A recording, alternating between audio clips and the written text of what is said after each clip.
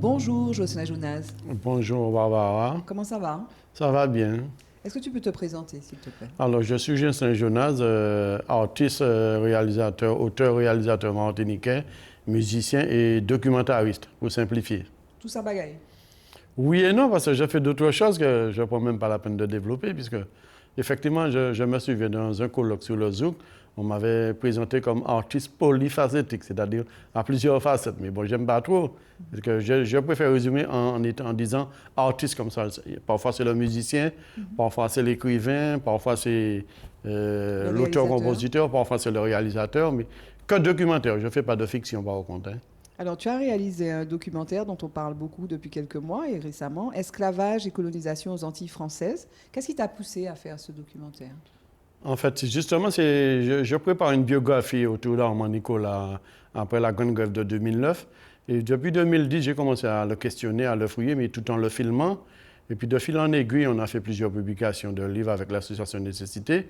Et puis je me suis rendu compte que, comme je lui disais, que par rapport à notre actualité et notre période, qu'un film, notamment pour les jeunes, est peut-être plus parlant qu'un livre. En voulant parler de notre patrimoine historique, effectivement, il y a beaucoup de livres, notamment lui. Il a fait des livres, j'ai modernisé des livres avec lui. Et puis je lui disais, il fallait qu'on fasse un film, mais sur lui-même. Donc j'avais commencé à travailler sur sa période, puisqu'il a été révoqué pendant 14 ans, et ça, il faut le savoir. Donc j'avais commencé un premier film autour des années 60. Et puis de fil en aiguille, en fouillant, en grattant, je me suis rendu compte qu'il fallait parler du début, en fait, de la période de la colonisation et de l'esclavage. C'est aussi simple que ça. Mais tu penses que c'est une histoire qu'on connaît peu? Cette Ah. histoire-là, qu'est-ce qu'on n'a pas encore dit sur cela? En fait, je pourrais dire très simplement, par exemple, on a déjà, bon, je suis peut-être un petit peu couille, mais on a beaucoup entendu la parole du blanc, du colon, la parole du mulâtre, mais la parole du nègre, par exemple, la parole vraiment, je dirais, de l'afro-descendant, on ne l'entend pas si tellement que ça. Par exemple, nous avons les conteurs traditionnels martiniquais. Bon, le yékri est devenu yékwak, par exemple, yékri, yékwak, alors que c'était yékri, yékwa. Donc, on a beaucoup de petites nuances comme ça qui font que finalement, on connaît les grandes lignes. Et je l'ai dit à Armand Nicolas, par exemple, la vérité du 22 mai, qu'il a apporté pour nous en tant que premier historien. Il y a beaucoup de complémentarité à apporter. Et puis en plus, apporter cette histoire au monde, parce que quand j'ai voulu faire les travaux en anglais, ils ne voyaient pas l'utilité. Et puis effectivement, avec ce film, on se rend compte que notre histoire peut intéresser le monde entier, parce que c'est une question d'humanité en fait, hein. Qu'est-ce que tu as voulu dire précisément avec ce film? En fait, Donc transmettre à la nouvelle génération, mais le fil conducteur, c'est le quoi? fil conducteur, c'était ça, c'est-à-dire parler, nous, en tant qu'afro-descendants, prendre la parole, je ne dirais pas du nègre marron, parce que je suis parti de la chanson de Pierre-Édouard Dessy, M. Nègre marron, effectivement, qu'il avait écrit dans les années fin 79-80, mais c'était partir de cette parole, comme je disais, la parole profonde des mornes, en fait, la parole afro-descendante qu'on n'entend pratiquement pas. Nous sommes une société post-esclavagiste et finalement, on n'entend que la parole dominante, la parole qui vient de France. À part Césaire, par exemple, à un moment qui a dit des choses, comme le discours sur le colonialisme, où il a dépeint des choses. Nous avons Fanon, par exemple, qui a dit des choses de manière médicale aussi, mais la parole vraiment du nègre, c'est-à-dire nous, moi qui suis métis, par exemple, je revendique mon africanité, par exemple, eh bien, moi qui suis tambouillé, depuis très jeune, l'Afrique m'intéressait, mais pourtant je ne trouvais rien. Je ne parle même pas de l'aspect des religions africaines, par exemple, mais tout ce qui concerne l'anémisme, tout ce que nous connaissons autour des plantes. Il y a même des élus qui te parlent d'Atumodouam pour nous insulter d'une certaine manière, alors que quand on commence à étudier la variole, dans le vaudou par exemple, depuis les millénaires, la déesse Sakpata par exemple, c'était la déesse de la variole. Donc je fais une petite digression, mais tout ça pour dire qu'on a beaucoup de choses à apprendre en fouillant correctement, et cette parole, j'estime qu'elle n'était pas encore assez entendue, non seulement chez nous en Martinique, mais en fait dans le monde entier. Et c'est peut-être ça qui explique le succès du film, je pense. Et du coup, donc, la connaissance de cette part africaine, parce que tu as parlé de, tu dis que tu es métisse, tu dis que tu es métisse, et effectivement, donc, tu as la recherche ou tu traduis cette recherche de cette part d'Afrique, en fait. qui est peu connue, qui est peu transmise. Oui, puis en fait, j'estime que ça m'a même servi de thérapie parce que quand on parle de réparation, si on prend le problème des réparations, par exemple, même au niveau politique, à plusieurs niveaux, il y a beaucoup d'incompréhension. Alors que si on parle de crime, un crime qui est commis doit être réparé. C'est une parenthèse rapide. Mais tout ça pour dire qu'effectivement, cette ignorance qui est généralisée pose beaucoup de problèmes.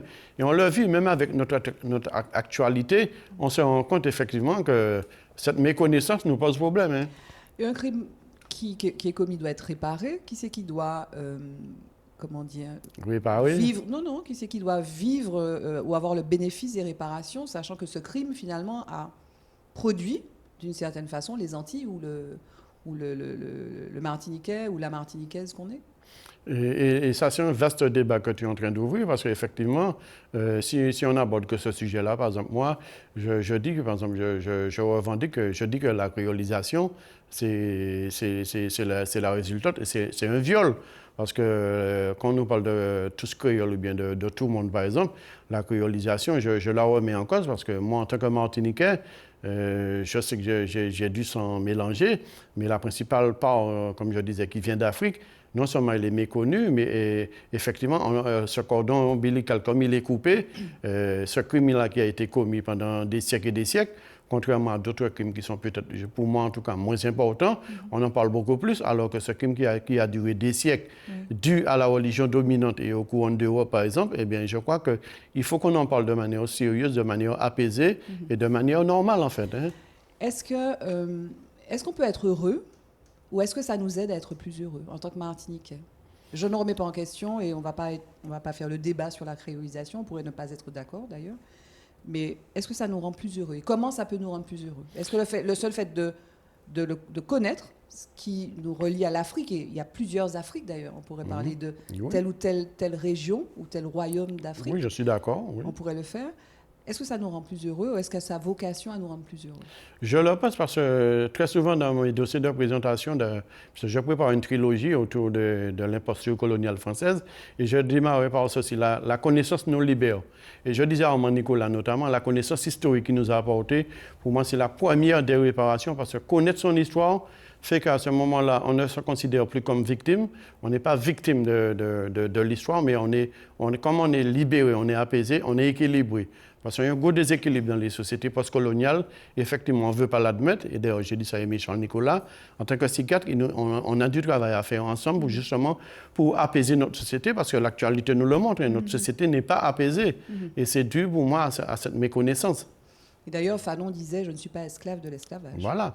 Et même si on prend le cas de Fanon, parce que dans le deuxième film, je vais parler un peu plus de Fanon par rapport aux victimes de la répression française des années 60. Effectivement, beaucoup de gens disent que Fanon était pour la violence, alors que non. Fanon, on oublie très souvent que Fanon était un médecin, un psychiatre, c'est-à-dire qu'on a des gens comme Fanon, on a par exemple Josette Nonon, qui a fait un très gros travail sur l'ambivalence identitaire martiniquaise du point de vue religieux. On a Aimé Charles Nicolas qui est là, mais on a Ariane Jacobino, par exemple, qui nous apporte, par exemple, l'épigénétisme actuellement, qui est une nouvelle donnée. Effectivement, on se rend compte que tous ces spécialistes, du point de vue médical, nous permettent de nous comprendre. Et Fanon, j'estime que Fanon, jusqu'à présent, même ses erreurs, c'est des grands Martiniquais qui sont incompris de manière générale chez nous.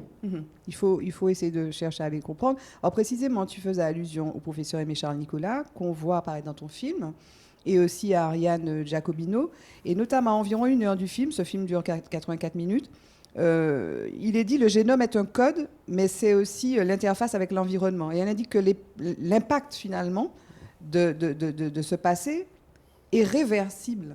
Donc oui. en fait, ton film finalement se termine sur quelque chose d'assez positif, puisqu'on dit que finalement c'est réversible. Finalement, on peut s'émanciper du poids en fait de cette histoire qui est dramatique. Oui, et je suis entièrement d'accord. Et c'est pourquoi comme je disais, dans ce film, il y a tellement de vérités qui sortent.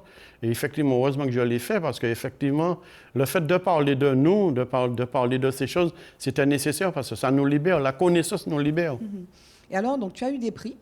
Tu en as eu un qui était donc le premier, c'était l'année dernière, il me semble, au Nigeria, donc au festival de Benin City. Alors le Bénin, en l'occurrence, c'est un fleuve, hein, c'est pas le pays. Et puis tu en as eu un récemment en Inde. Est-ce que ça te comble? Est-ce que ça te rend heureux, ça? Oui, je dirais oui, non seulement pour moi, mais pour toute l'équipe. Mais en fait, ça me donne raison dans le fait que je dis qu'il est temps qu'on parle de nous-mêmes. Comme Césaire disait à l'époque, l'heure de nous-mêmes a sonné. Et le fait d'être à Zitata TV, par exemple, quand je viens ici, je suis heureux, je suis content parce que je vois que des Martiniquais investissent dans une télé de qualité. Et ça, on a besoin, donc, à plusieurs niveaux, il faut qu'on puisse nous prendre en main, parler de nous-mêmes et de notre point de vue personnel, en tout cas du point de vue local, et qu'on n'hésite pas. Donc, on a eu ce prix-là le 30 janvier 2021. C'est un festival qui devait se faire en novembre. Mais pour les questions de Covid, donc, finalement, il s'est fait en janvier 2021. Ça a été le premier prix international. On a eu un prix aussi à Los Angeles, dans le Carifuna Indigenous Film Festival, et qui correspond aux histoires populaires de la Caraïbe. Et ça veut dire que notre histoire liée à l'esclavage, je me sens pas, je suis pas dans la victimisation, je suis dans la recherche de la vérité pour dire que ça, c'est notre histoire, on doit la connaître et puis être en paix avec, mais le fait de la porter dans le monde entier fait qu'effectivement, les gens se disent « Ah bon, effectivement, on ne le savait pas ». Donc, je parlais d'ignorance et de connaissance et c'est là l'équilibre pour moi. Et c'est là que tu travailles. Voilà. C'est un peu ta mission, en fait. Si on veut. Ton projet, sur quoi tu travailles ces jours-ci? En fait, alors, c'était une trilogie de départ. Et en fait, le premier film, il s'appelait L'ordonnance scélérate. Je partais d'Armand Nicolas, qui a été victime du gouvernement de Brice ou de Gaulle, etc., dans les années 60. Il a été révoqué pendant 14 ans. Parce que, comme je disais, ce n'est pas parce qu'il était communiste, mais c'est parce qu'il avait donné justement cette vérité autour du 22 mai.